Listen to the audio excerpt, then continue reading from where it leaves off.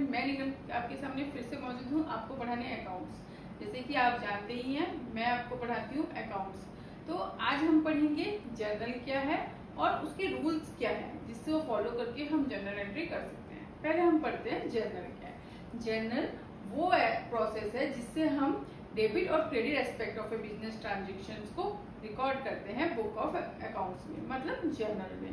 इसके बहुत सारे डेफिनेशंस है, अलग अलग डेफिनेशन है। जैसे कि एक डेफिनेशन ये भी है, journal is the act of entering transaction in the journal. इसका मतलब जर्नल एक एक्ट है जिसमें हम ट्रांजेक्शन को एंटर करते हैं बुक ऑफ जर्नल्स में। तो इसको जब हम कोई ट्रांजेक्शन को जैसे ही होता है वो बुक ऑफ अकाउंट में रिकॉर्ड करते हैं, उसको रिकॉर्ड करने के कुछ रूल्स, बेसिक रूल्स हैं जो दो भाग में डिवाइड किए गए हैं based on types of account, कौन सा अकाउंट है, और एक रूल है जो हम बाद में पढ़ेंगे। आज हम पढ़ेंगे based on the type of account. जैसे कि हम जानते हैं अकाउंट को डबल एंट्री बुक कीपिंग कहा जाता है। मतलब हम जो भी ट्रांजेक्शन होता है उसको दो एस्पेक्ट में रिकॉर्ड करते हैं, डेबिट एस्पेक्ट और क्रेडिट एस्पेक्ट। मतलब जैसे कि कोई ट्रांजेक्शन 10,000 का हुआ है तो उसको बराबर डेबिट अकाउंट में भी रिकॉर्ड करेंगे, क्रेडिट अकाउंट में भी रिकॉर्ड करा जाता है।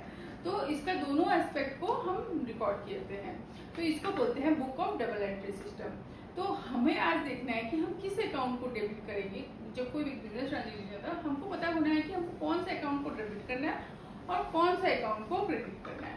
इसके कुछ रूल्स है based on the types of accounts. पहले हम पढ़ेंगे कि कैसे हम उसको डिसाइड करेंगे कि कौन से अकाउंट्स को हमको डेबिट करना है, कौन से अकाउंट को क्रेडिट करना है based on the type of कैसा अकाउंट है उसके हिसाब से। तो तीन है, एक होता है पर्सनल अकाउंट,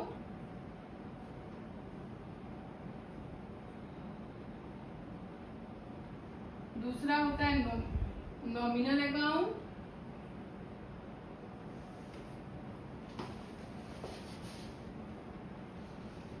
और तीसरा होता है रियल अकाउंट। हम पढ़ेंगे पहले पर्सनल अकाउंट कैसे क्या होता है। जैसे उसका नाम बता रहा है, पर्सनल अकाउंट में हम पढ़ते हैं किसी पर्सन के ऊपर जो नाम ले। पर्सन आर्टिफिशियल भी हो सकता है, नेचुरल भी हो सकता है, या रिप्रेजेंटेटिव भी हो सकता है। तो नेचुरल जैसे किसी के नाम के ऊपर हम कोई बिजनेस किया है तो वो हुआ पर्सनल, एक पर्सन के ऊपर। आर्टिफिशियल जैसे कि कोई बिजनेस है, वो बहुत सारे उसके ओनर्स होंगे, वो उनको रिप्रेजेंट कर रहा है, तो वो बिजनेस एंटरप्राइजेस या कोई ऑर्गेनाइजेशन है, वो हो गया आर्टिफिशियल पर्सन। और रिप्रेजेंटेटिव जैसे कि मेरा पैसा मैं बोल रही हूँ कि आप रिसीव कर रहे हैं, तो आप हो गए मेरे रिप्रेजेंटेटिव। मतलब चाहे वो कोई पर्सन हो, पर्सन का नाम हो, या कोई ऑर्गेनाइजेशन हो, या कोई रिप्रेजेंटेटिव हो, ये सब आएंगे पर्सनल अकाउंट में। पर्सनल अकाउंट का रूल क्या है? Debit the receiver, debit the receiver of benefit and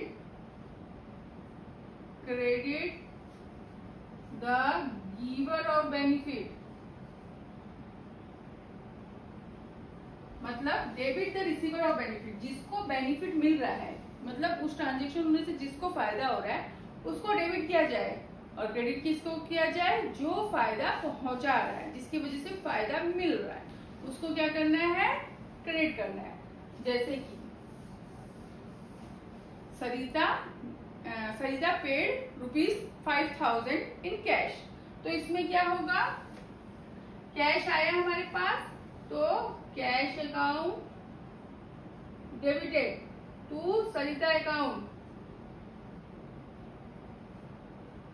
इसमें सरिता क्रेडिट हुई है, क्यों?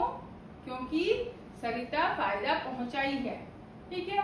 और एक है जैसे कि we have given cash to Mohan, तो इसमें होगा Mohan account debited to cash account.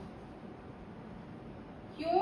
क्योंकि इसमें मोहन को फायदा मिला है, पैसा हमने मोहन को दिया है, तो मोहन अकाउंट को हम डेबिट करेंगे, ठीक है। हम पढ़ेंगे रियल अकाउंट। रियल अकाउंट क्या है? जो भी एसेट्स या प्रॉपर्टी है बिजनेस का, उसको हम बोलते हैं रियल अकाउंट। रियल अकाउंट मतलब कैश या कुछ भी प्रॉपर्टी है उसको हम बोलेंगे रियल अकाउंट। जैसे कि फर्नीचर्स हुआ, कैश हुआ, बैंक बैलेंस हुआ। तो इसका रूल है debit what comes in and credit what goes out. इसका मतलब जो हमारे बिजनेस में कैश या प्रॉपर्टी आ रहा है तो हम उसको डेबिट करेंगे, और जो बिजनेस से बाहर जा रहा है उसको हम क्रेडिट करेंगे। मतलब जैसे कि हम कोई आएगा कैसे, या तो हम उसको परचेज करेंगे तो कैश अंदर आएगा, प्रॉपर्टी अंदर आएगा, या कोई हमको पैसा दिया तो कैश अंदर आएगा। जाएगा कैसे? जब हम कुछ सेल किए, कुछ परचेज किए तो कैश बाहर जाएगा, और प्रॉपर्टी को अगर बेचे तो वो बिजनेस से बाहर गया तो उसको हम क्रेडिट करेंगे। जैसे कि furniture purchase in cash, furniture account debited to cash. तो इसमें क्या है?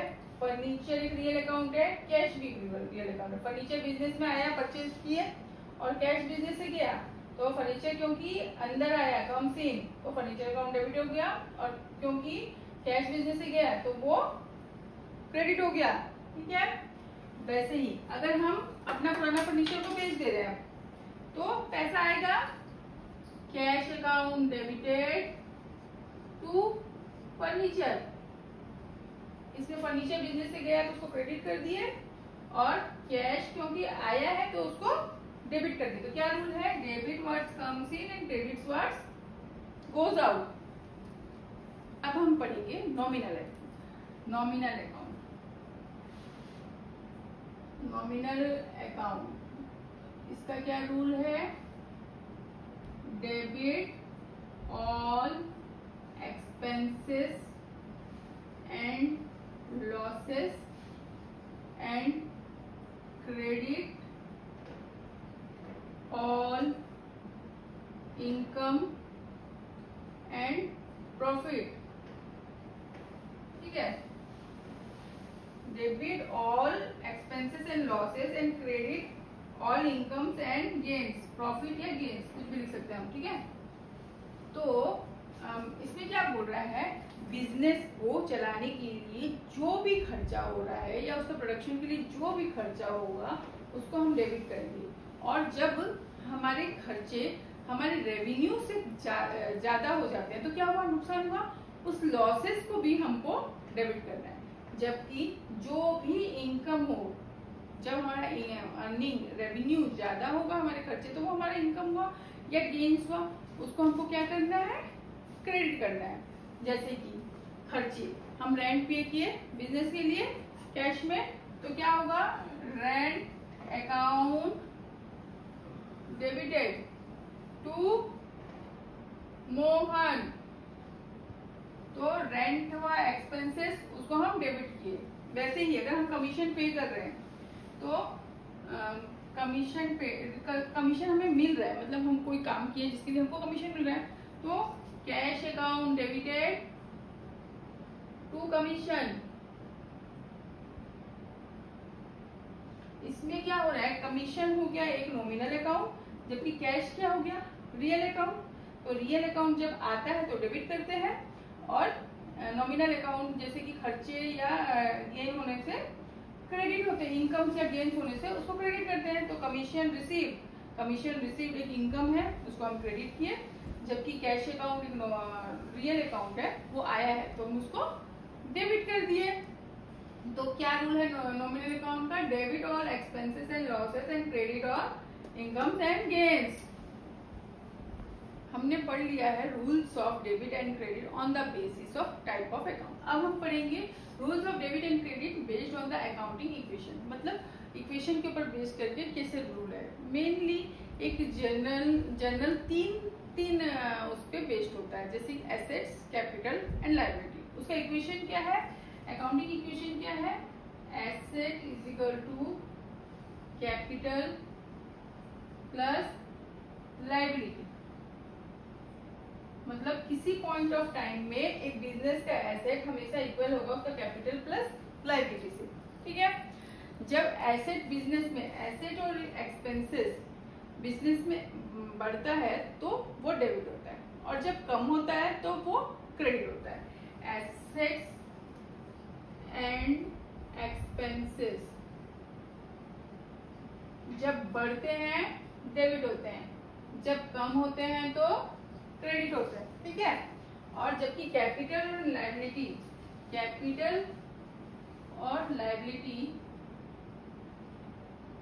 जब बढ़ते हैं तो क्रेडिट होते हैं, जब घटते हैं तो डेबिट होते हैं। अपोजिट है, एसेट और एक्सपेंसेस जब बढ़ते हैं तो डेबिट होते हैं, घटते हैं तो क्रेडिट होते हैं। जबकि कैपिटल और लायबिलिटी जब बढ़ते हैं तो क्रेडिट होते हैं, और जब घटते हैं तब डेबिट होते हैं। ठीक है, तो इसी को ये हमारा जो rules of debit credit based होता है इस इक्वेशन में, assets is equal to capital और लायबिलिटी। मतलब एक बिजनेस में एसेट हमेशा इक्वल होगा बिजनेस का टोटल कैपिटल और लायबिलिटी के ऊपर। ठीक है, हमने आज दोनों rules of debit and credit पढ़ लिया। आगे मैं आपको बताऊंगी कैसे हमको जर्नल बनाना है, कुछ एग्जांपल्स बताऊंगी। अगर आप कहेंगे तो मैं आपको बहुत सारे प्रॉब्लम्स भी सॉल्व करके बताऊंगी। अलग अलग रूल्स और भी है जर्नल के जो मैं आपको डिटेल में दूंगी। आप आगे मेरा वीडियो देखते रहें। Thank you.